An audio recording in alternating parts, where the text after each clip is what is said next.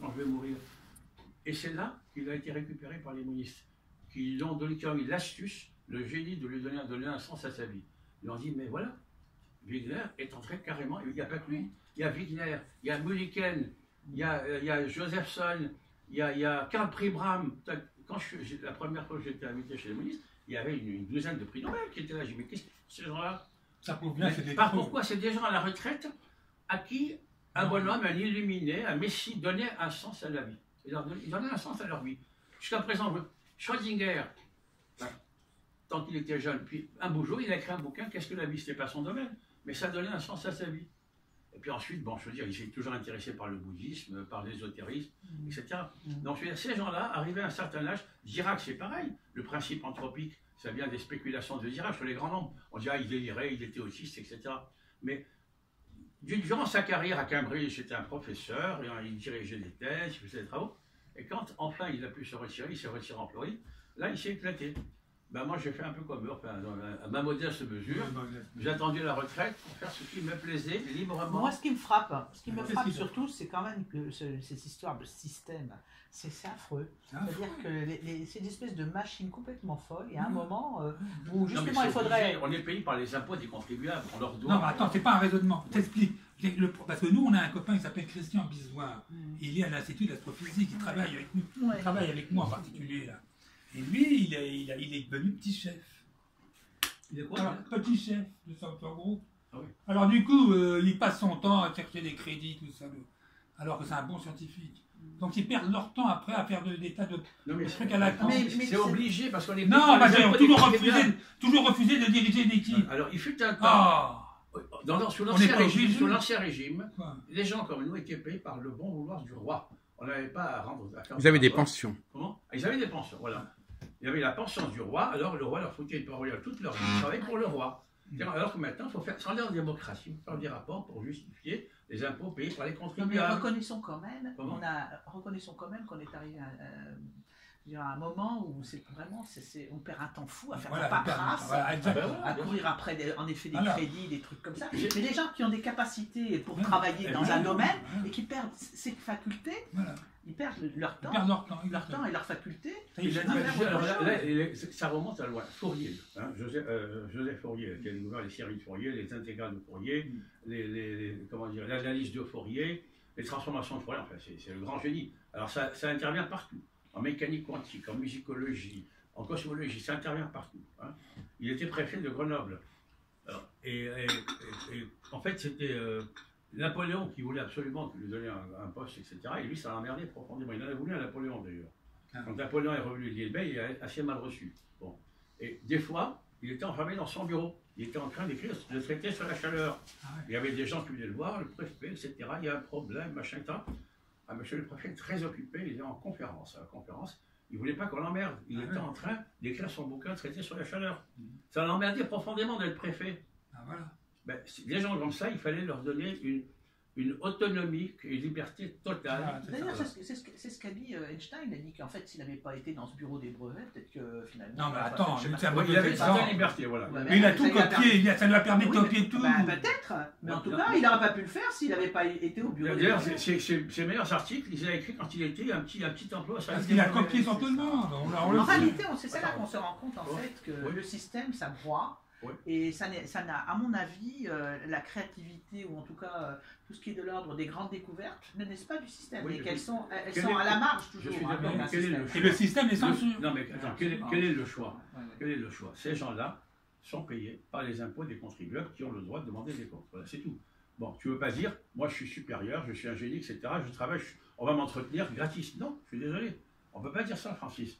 On est payé par les contribuables, on leur doit des comptes. Alors ensuite, à la retraite, on fait ce qu'on veut. Non, mais je veux dire, il ne faut pas non plus être dans les excès, il ne faut pas être non plus dans cette espèce de course effrénée aux articles pour faire des... C'est vrai qu'il y a une dérive. Alors je vais dire la dérive. Il fut un temps au CNRS où tu avais les chercheurs, au début, le CNRS, c'était quelques chercheurs de très haut niveau, les Curie, les machins, etc. C'est vraiment le top. Quand moi, j'étais en Tunisie, alors il y a un copain qui m'a dit, tu sais, moi j'étais au lycée Carnot. Et je me suis dit, il y a un tel, là, il est au CNRS. CNRS, pour moi, c'est comme on m'avait dit, il était entré dans l'orbite d'Einstein, tu vois, c'était ça le CNRS. Bon, ensuite, maintenant, c'est devenu une profession de petits bourgeois diplômés, c'est tout. Bon. Il fut un temps, c'était le top. Petit à petit, ça a dégénéré. Hein. Ça me fait penser à une blague que je dirais tout à l'heure. Donc, alors, bon, quand j'y étais, moi, il y avait quand même des chercheurs, toute une hiérarchie, et puis il y avait quand même un personnel administratif, des secrétaires, des techniciens, etc. Il y avait en gros un ETR, un secrétaire, enfin un technicien, ingénieur, ingénieur, technicien administratif, pour un chercheur. Pour 2 chercheurs à peu près, voilà. On disait que c'était pas assez d'ailleurs, j'en avais besoin, etc. Bon. Mais petit à petit, ce n'est pas les techniciens ou les ingénieurs qui ont augmenté, c'est les administratifs. Parce que le directeur de la section de la chimie, il fallait une secrétaire, il fallait un vice-directeur. Mais le vice-directeur, il n'allait pas se déclasser sans avoir lui-même sa propre secrétaire, qui était la secrétaire du sous-directeur, ne pouvait pas, je veux dire, déroger à son rang en faisant le boulot elle-même. Donc il fallait des sous-secrétaires. Enfin bref, il y a eu une sorte de prolifération de la structure administrative. Et maintenant, je dirais qu'il y a presque autant, je ne dirais pas d'ingénieurs, de techniciens, qui eux ont leur utilité, mais d'administratifs, presque autant donné dans les sections historiques que de vrais chercheurs. Voilà. Et là, alors à la limite, il y a une blague, à la limite, il n'y aura plus de chercheurs du tout, il n'y aura que l'administration qui roulera sur elle-même pour justifier son existence. En gros, bon, c'est une blague. Ouais, c'est pas une fausse blague, parce que... Et c'est un personnel surtout féminin, je pense. C'est surtout, non pas seulement, parce que le directeur de la section chimie, c'était un homme, c'est un communiste d'ailleurs. Non mais là, c'est l'ensemble, quand on fait statistiquement l'ensemble de... Ah ben évidemment, au niveau des secrétaires, c'est surtout voilà. des femmes. Mais non, parmi les chercheurs, il y a aussi des Non, mais je parle des... Oui. Non, dans tous les métiers...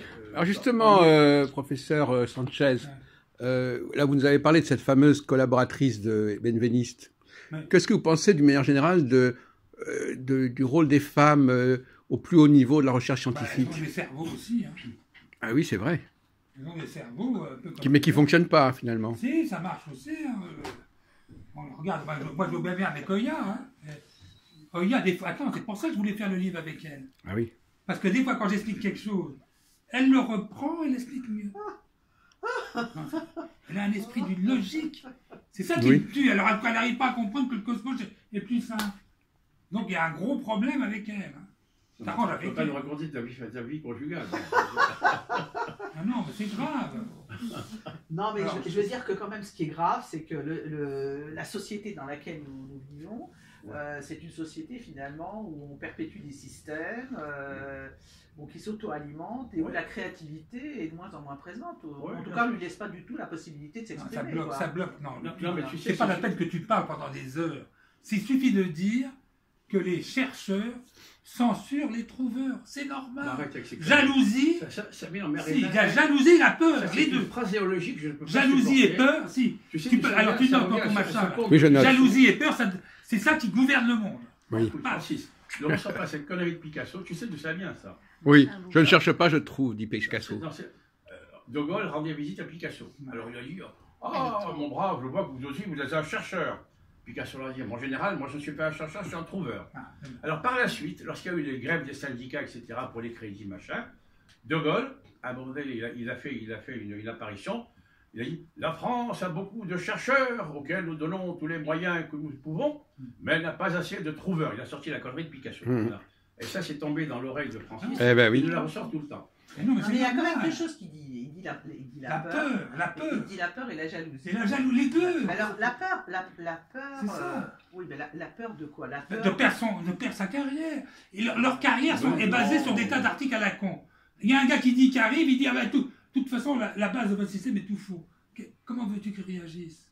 Ils ont peur. Ouais, c'est clair. Non, je suis désolé. Mais si, toi-même t'as peur. Parce que lui, il écrit un article pour prouver que t'as faux. Ça fait beaucoup d'articles. Ça lui fait vivre 10 ans en prouvant et en contre-prouvant. Non, ils ont